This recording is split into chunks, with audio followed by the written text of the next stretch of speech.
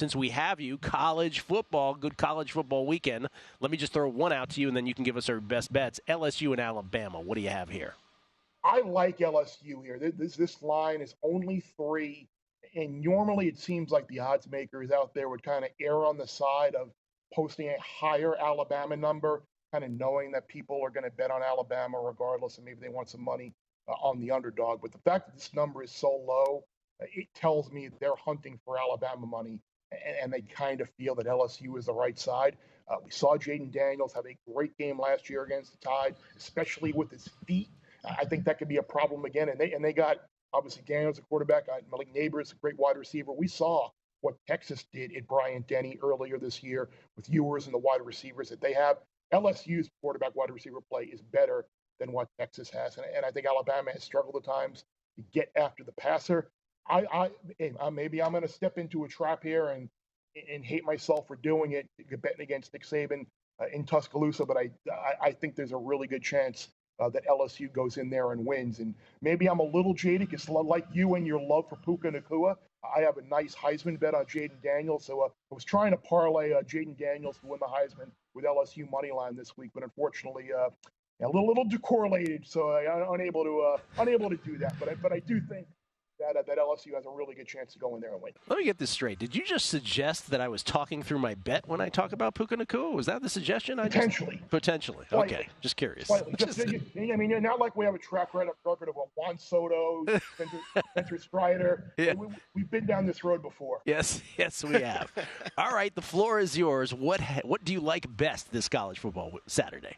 I like Utah, and I know with a bad offense, you really don't want to lay double digits. But I did lay 11 with the Utes against Arizona State. I think the situation with Utah getting absolutely pummeled last week at home by Oregon, I would expect Kyle Whittingham and Morgan Scalley to kind of get their defense back on track this week against an Arizona State team which finally broke through last week against Wazoo, pulled that upset.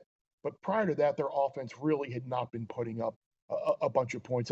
I would be surprised if Utah laid an egg at home in consecutive weeks. So I did lay 11 with Arizona State, and I took 9.5 with Virginia Tech. And I think, as some of your tennis plays go, Gil, you can get a better number now. I think with the Hokies, I think there's some tens out there. So I took the Hokies plus 9.5. But Virginia Tech's kind of figured some things out. Won 3 of 4. The one game they lost to Florida State, they tied that game in the third quarter, I believe, or either tied or made 21-17. But they got back in the game. You look at Louisville, they played down to the level of their competition a lot this year. You beat Georgia Tech by 5 and struggle. Indiana's the worst team in the Big Ten. You beat them by 7. NC State, you hang on and win by 3. Jack Plummer hasn't been great since that Notre Dame game. So I took the Hokies in the points here, and we'll see what happens with that. And I might hate myself for doing this, but I did take USC in the 3 against Washington. Ooh, wow. The Huskies have been begging to get beat the last couple of weeks.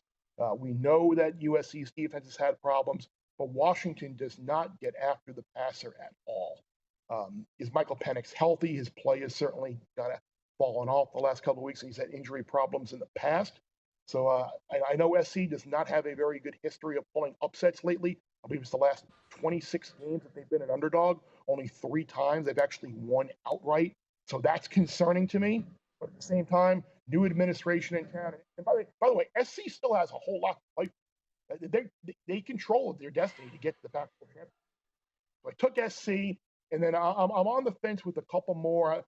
Do I really want to hate myself so much and get involved with Michigan State and Nebraska? But I can't imagine laying points with Nebraska on the road, and Auburn laying close to 13, I think, now against Vanderbilt.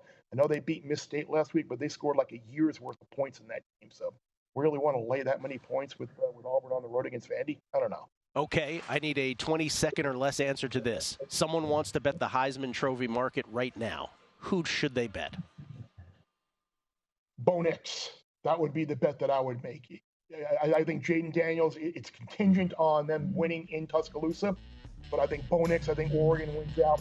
Absolutely live.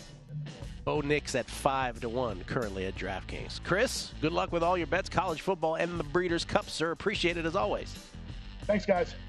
Go to VSiN.com/subscribe to become a VSiN Pro subscriber today.